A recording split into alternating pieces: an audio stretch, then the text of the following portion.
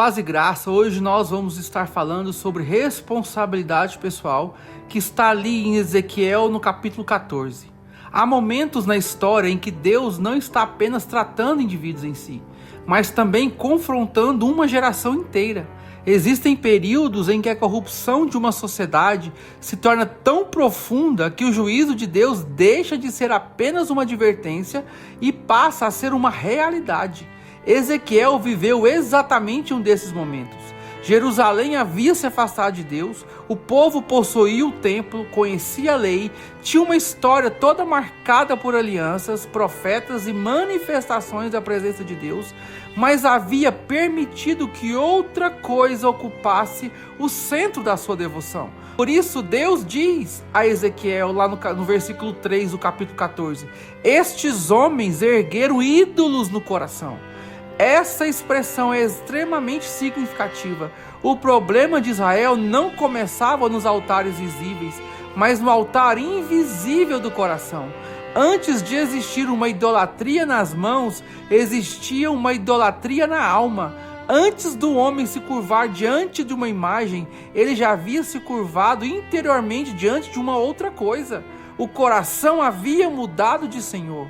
E essa é uma das grandes advertências das Escrituras. Uma sociedade não começa a cair quando seus valores aparecem publicamente. Ela começa a cair quando Deus deixa de ocupar o centro do coração humano. E é exatamente neste contexto aqui de Ezequiel 14 que ele nos apresenta uma afirmação impressionante. Deus declara que mesmo que tivesse ali Noé, Jó e Daniel naquela terra, eles somente poderiam livrar a si mesmo por causa da sua justiça. A presença de homens justos não impediria o juízo sobre uma sociedade que havia decidido permanecer em rebelião. Isso nos conduz a uma verdade que precisa ser recuperada em nossa geração. Existe uma dimensão da fé que é absolutamente pessoal. A fé dos nossos pais não pode substituir a nossa fé. A santidade dos nossos líderes não pode substituir a nossa santidade. A oração da igreja não substitui a nossa responsabilidade de buscar a Deus. Podemos estar cercados de homens e mulheres piedosos e ainda assim escolher viver longe do Senhor. Noé não poderia obedecer por outra pessoa, Jó não poderia perseverar por outra pessoa e nem Daniel poderia permanecer fiel no lugar de outra pessoa. Cada um deles precisava responder pessoalmente diante de Deus. E talvez seja exatamente essa a pergunta de Ezequiel 14 que ele faz à nossa geração. Como permanecer de pé quando tudo ao nosso redor parece estar desmoronando? A resposta começa olhando para Noé. Noé viveu em uma geração profundamente corrompida. Gênesis declara que a maldade do homem havia se multiplicado sobre a terra. Mas em meio àquela geração, havia um homem que ainda andava com Deus. Gênesis 6 afirma que Noé era justo, íntegro em suas gerações e que andava com Deus. Observe que a Bíblia não diz que Noé andava com Deus porque a sua geração andava com Deus.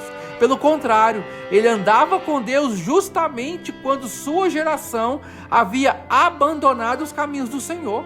Essa é uma das marcas da verdadeira fidelidade. Não depender do ambiente para determinar a nossa devoção. Noé não precisou de uma sociedade piedosa para ser fiel. Ele precisou ouvir a voz de Deus. Quando Deus ordenou que construísse a arca, Noé obedeceu. Hebreus 11 afirma que ele foi movido por santo temor e construiu aquilo que Deus havia ordenado, embora ainda não pudesse ver aquilo que Deus havia anunciado. Ou seja, ele nem sabia o que era chuva, mas acreditou quando Deus disse que faria chover.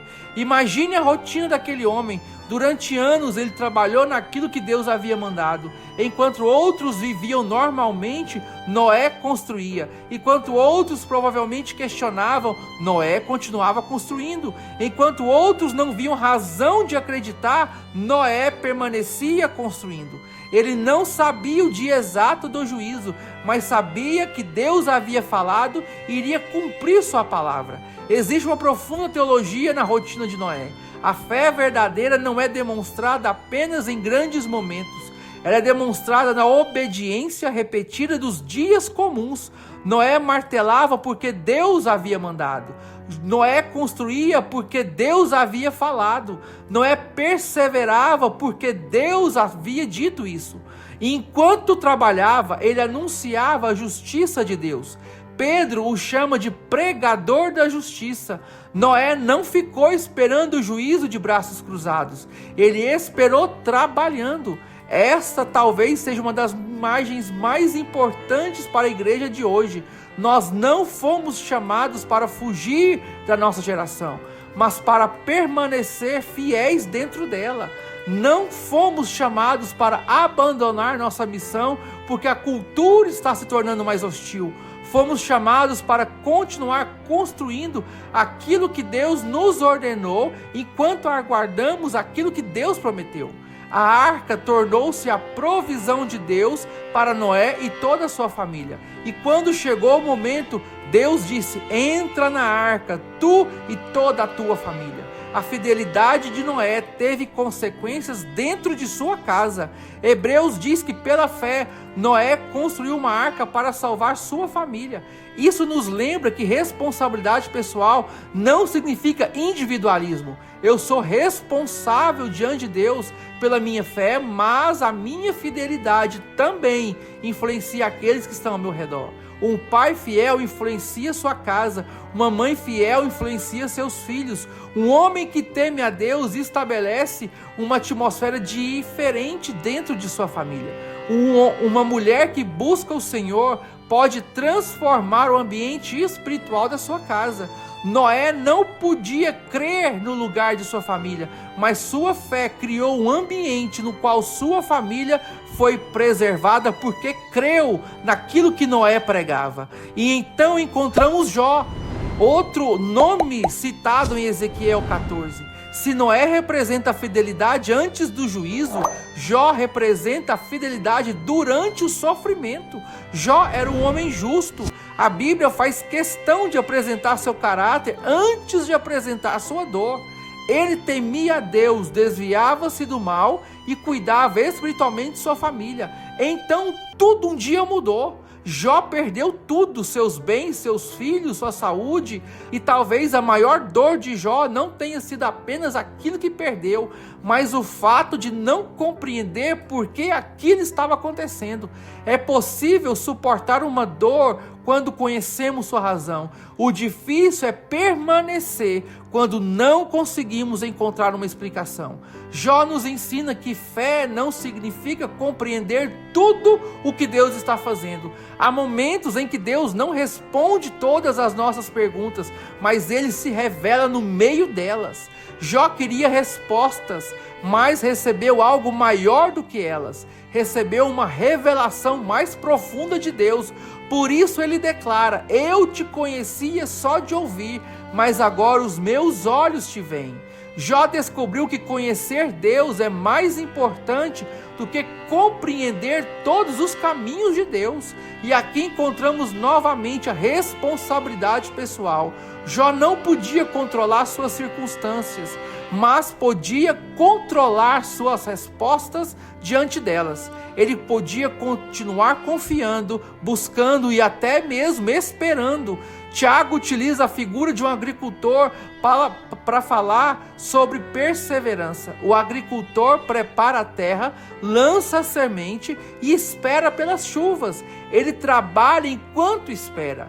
Esta é uma imagem poderosa da vida cristã. Esperar não significa ficar parado. Esperar em Deus é continuar obedecendo enquanto Deus trabalha. É continuar orando quando ainda não vemos a resposta. É continuar semeando quando ainda não vemos a colheita. É continuar servindo quando ninguém reconhece. É continuar acreditando quando as circunstâncias parecem contradizer as promessas. O agricultor sabe que existem processos que não podem ser acelerados. E talvez existam processos na sua vida que você gostaria de acelerar, mas Deus está te ensinando a esperar. Não confunda silêncio com ausência. Não confunda demora com abandono. Não confunda sofrimento com falta de propósito. Às vezes Deus está trabalhando em profundidades que nossos olhos ainda não conseguem enxergar. E então chegamos ao último nome de Ezequiel 14, que é Daniel. Daniel representa a fidelidade dentro de uma cultura pagã. Ele não estava vivendo em Jerusalém, estava na Babilônia. E a Babilônia não queria apenas conquistar o território de Daniel, queria conquistar sua identidade, o teu coração, a tua fé. Tentaram mudar o seu nome, moldar sua cultura, ensinar outros valores, determinar sua alimentação, tentaram até reorganizar sua maneira de pensar, mas Daniel decidiu que poderia viver ali na Babilônia, sem permitir que ela vivesse dentro dele. Por isso que Daniel 1:8 é um texto mais citado em toda a história, em todos os estudos de Daniel, que diz que ele resolveu firmemente em seu coração não se contaminar. Isso tudo começa no coração. Ezequiel fala de homens que haviam levantado ídolos no coração. Daniel mostra o contrário. Ele guardou seu coração em uma terra cheia de ídolos. Anos depois, quando uma lei foi criada para proibir sua oração, Daniel continuou orando. Ele sabia das consequências, sabia que poderia morrer, mas não permitiu que uma mudança na legislação produzisse uma mudança na sua devoção. Daniel foi lançado na cova dos leões e pela manhã o rei perguntou se Deus de Daniel havia conseguido livrá-lo. A resposta de Daniel foi muito clara: Deus havia fechado a boca dos leões. Daniel não sabia como Deus iria agir, mas sabia quem Deus era. Esta é a essência da fidelidade. Fidelidade não é saber o que Deus fará, é confiar em Deus, mesmo quando não sabemos nada do que Ele vai fazer. E existe uma esperança ainda maior no livro de Daniel. No capítulo 7, Daniel contempla alguém semelhante ao Filho do Homem, vindo nas nuvens do céu. A ele serão entregues o domínio, a glória e um reino, e seu domínio será eterno e jamais passará. A Babilônia não teria a última palavra. Nabucodonosor não teria a última palavra. Os impérios não teriam a última palavra. Nenhuma cultura, nenhum caos, nada teriam a última palavra. O Filho do Homem reina. E esta visão encontra seu cumprimento definitivo em Jesus Cristo. É por isso que nossa esperança não está na estabilidade da sociedade, nem na aprovação da cultura, nem na força dos governos. Nossa esperança está em Cristo. Noé nos ensina a ser fiéis antes do juízo. Jó nos ensina a sermos fiéis durante o sofrimento. E Daniel nos ensina a ser fiéis dentro de uma cultura que tenta nos moldar. E Ezequiel nos lembra que a responsabilidade é pessoal. Você talvez não consiga mudar uma geração inteira, não consiga impedir que uma sociedade inteira se afaste de Deus. Talvez você não consiga controlar aquilo que acontece ao seu redor, mas você pode guardar o teu coração, pode escolher não se contaminar, pode continuar orando, ensinando seus filhos, servindo, trabalhando, esperando. Você pode continuar fiel a Deus. E talvez a grande pergunta para nós hoje não seja o que está acontecendo com essa geração. A pergunta importante é: o que está acontecendo dentro do teu coração? Porque uma geração pode estar em crise e ainda assim existir Noé construindo. Uma geração pode toda estar sofrendo e ainda assim existir um Jó perseverando. Uma geração pode estar toda mergulhada na Babilônia, mas ainda assim existir um Daniel permanecendo fiel. E esta é a esperança da igreja. Não precisamos ser dominados pela cultura para alcançar a cultura. Não precisamos nos tornar semelhantes à Babilônia para testemunhar dentro dela. Não precisamos abandonar a fé porque os tempos são difíceis. O que nós precisamos é apenas permanecer em Cristo. Pedro encerra essa perspectiva com uma promessa extraordinária. O Deus de toda a graça, depois de termos sofrido por um tempo, nos restaurará, nos confirmará, fortalecerá e nos estabelecerá numa rocha firme. O sofrimento tem prazo, a Babilônia tem prazo, as lágrimas também têm prazo, mas o reino de Cristo não tem fim. Por isso permaneça. Noé construiu, Jó perseverou, Daniel permaneceu. Mas Cristo é aquele para quem todos eles apontam. Ele é o verdadeiro rei, o verdadeiro mediador, é aquele cujo reino jamais será destruído. E um dia o Filho do Homem voltará. Quando esse dia chegar, aqueles que permanecerem fiéis descobrirão que nenhuma obediência foi inútil, nenhuma lágrima foi desperdiçada e nenhuma espera foi em vão. Que Deus nos conceda a graça de sermos como Noé antes do juízo, como Jó durante o sofrimento e como Daniel dentro da Babilônia. Que o nosso coração não seja tomado pelos ídolos da nossa geração, que a nossa fé não dependa das circunstâncias e que, quando Cristo voltar, Ele nos encontre exatamente onde devemos estar, fiéis, firmes, de pé e em Cristo. Paz e graça, fique com Deus.